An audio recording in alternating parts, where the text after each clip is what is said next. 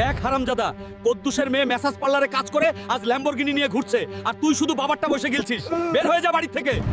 ওই গরিব, রাস্তার সাইড দিয়ে দাঁড়া, তোদের গন্ধা শরীর ছোঁয়া লাগলে আমার গাড়ি নষ্ট হয়ে যাবে। কদ্দুসের মেয়ে ম্যাসাজ করে ল্যাম্বরগিনি নিয়ে বড় বাহাদুরি দেখাচ্ছিস। মনে রাখিস, আজ এই বাবলুকে অপমান করেছিস, একদিন বাবলু হেলিকপ্টার কিনে সবার আগে তোর বাড়িতে ল্যান্ড করব। বাবলুর ওয়াদা রইলো। ইঞ্জিনিয়ার সাহেব, আমাকে একটা কাজ দিতে পারবেন? আমার কাজের খুব দরকার। তোর মতো এই দামড়া লোকদের এখানে কোনো কাজ নেই, এখনই বের হয়ে যা। আজকে আমি গরিব বলে আমার একটা কাজও জুটলো না, মনে হয় আমার জীবনটা এইভাবেই পার হয়ে যাবে।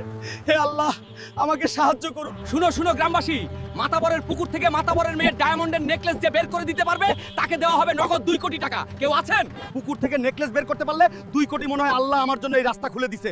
এই বাবলু বের করবই সেই নেকলেস, আজ থেকেই বাবলুর পাওয়ার শুরু। দেখুন গ্রামবাসী, এই 2 প্রফেশনাল ডুবুরিও পারলো না নেকলেস বের করতে। এই গ্রামে কি কেউ নেই যে এই নেকলেস বের করতে পারে?